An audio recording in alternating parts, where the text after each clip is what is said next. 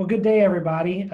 Today we have a great topic to cover. It's one of the most important in our community, which is education, especially in Covington schools. And we have with us Dr. Janice Wilkerson, who's the Assistant Superintendent for Covington Schools. So, Doctor, we appreciate the time giving us today. And you've got just a myriad of topics to discuss with us. And just want to jump right in, if that's okay, this COVID pandemic is affecting your daily work unbelievably. Can you walk us through the differences and the changes you've seen since March 13th and you've had to go through this homeschooling process? Sure, Judge. Thanks for inviting me. I'll be happy to talk about those things. We have, like all of our citizens around the community, the country, and the world, we've had to adapt really quickly to a lot of uncertainty.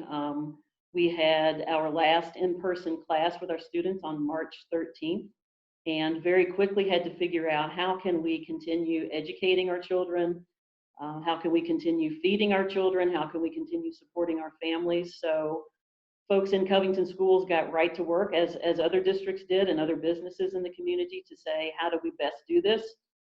We developed a plan to continue learning with some of our students online. Our high school is a one-to-one school. Students there have laptops, so they were able to take those home, and we could continue that learning online. But many of our younger children, our elementary students and our middle school students, either may not have that technology at home or don't have an internet connection, so we pretty quickly had to get teachers together to produce lessons to actually send home with kids on paper and pencil. To continue that education. So Scott Alter, who heads up our curriculum and instruction, did a tremendous job of getting teachers together to quickly put lessons together, communicate with our families, and get that moving. The other really big thing we had to do was figure out pretty quickly, how do we feed our kids? About 90% of our students qualify for free or reduced lunch, so we know it's critical for kids to continue that. So our nutrition services developed a plan, again, really quickly. With the support of our transportation department, and set up feeding sites at each of our elementary schools, and then also at 5 community sites. So we could at least pretty quickly cover those 2 bases of educating our children going forward as well as feeding them. So what percentage do you think of the students have immediate access to decent technology, either internet and or a decent device to use it on? That's a great question, and we have looked at that from a couple of different angles. We did a survey a couple of years ago where about 70% of our students said they had access, but when you drill down into that, it's a phone or it's a device that's not real user-friendly when you're trying to do algebra or multiplication or reading a social studies passage. So our students and families are also very creative. They're able in normal times to access online, to get online access at the library or at restaurants and such, but with those closed down, our students and families have really been limited in their ability to access online things. Well, and I guess at the basic level, you're trying to make sure the food and the education side of things, that it's a basic level of trying to do this. I was amazed the idea of the drop-offs that you've been doing to get your staff to do. I think you call it porch drops. Maybe you could speak to that. And I know you alluded to it, but it's the plans and as well as food. Sure. One of the things that we've been doing in partnership with an organization called Covington Partners is doing porch drops, where we literally deliver to families either food or cleaning supplies, hygiene products, but more importantly, activities for kids to do in addition to their schoolwork. We've delivered things like crayons, coloring books. Kenton County Library has donated books for us to give away.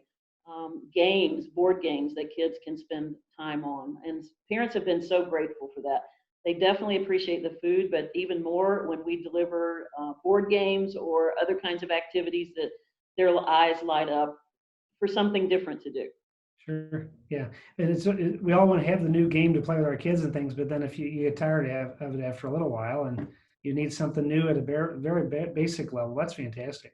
So You know, how many kids right now are in the grade school part of the district at this point?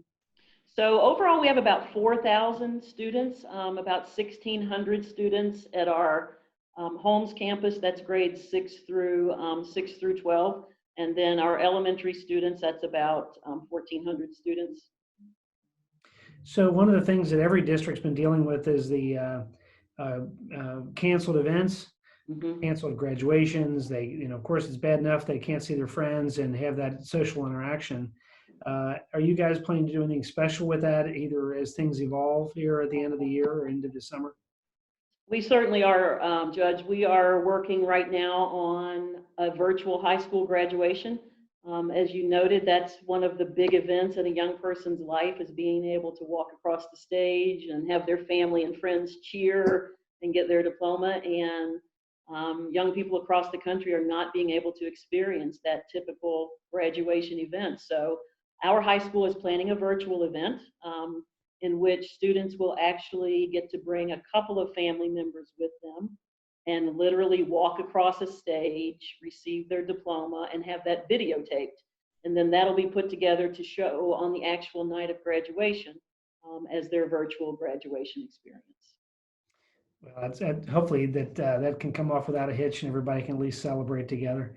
I'd like to go back to one point. You talk about if a student has access to technology, if they've got a device that works, they've got a decent internet, are teachers working with smaller groups, and are there more people brought in to do that walk us through a day of, let's say, a fifth grader today?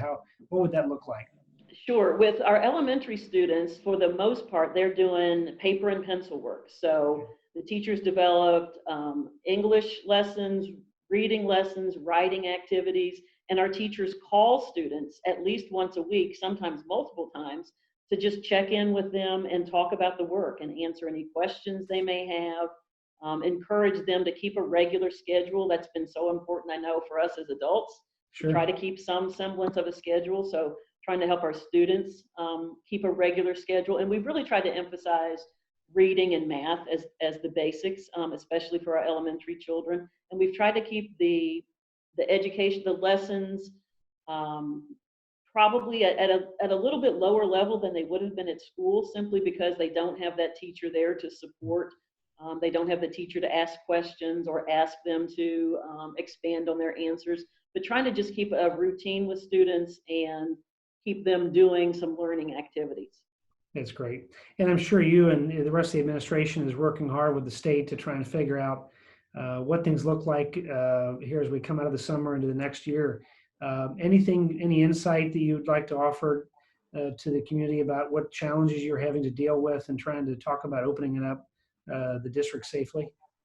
I think just like every other business and every other group is thinking about is exactly that, Judge. How do we do that safely?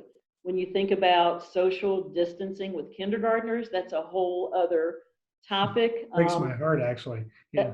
It is heartbreaking. Or it's either kindergartners or high schoolers that would be our biggest struggle. They have some similarities there. But just thinking about if we have to do a staggered schedule of only bringing 10 students in at a time in a classroom, what would that look like?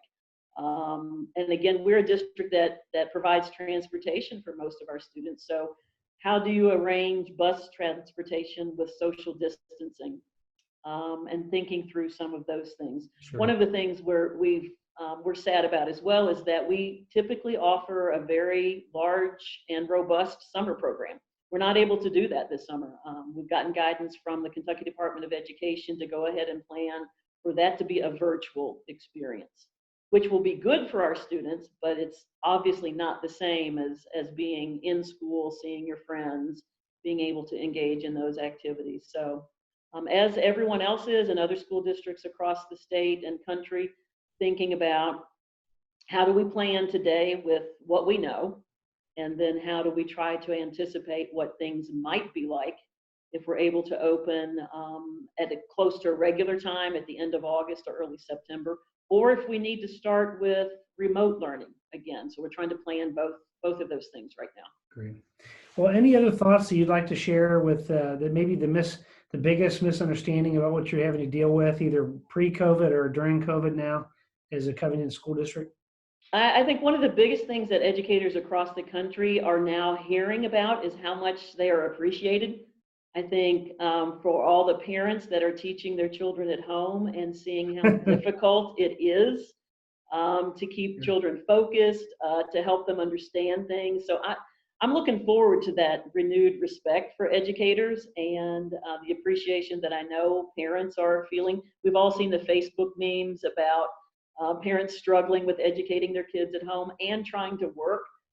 So that's a tremendous amount of stress on everybody. So we're looking very much forward to getting back into school and seeing our students again. But obviously, we're going to do that safely, and we're going to do that with guidance from the governor and from health officials. Well said. Well, thanks for what you do and have done for a long time. And please send the rest of our appreciation to the rest of the administration and the teachers there as well throughout the Covington District. Thank you, Judge. We sure will.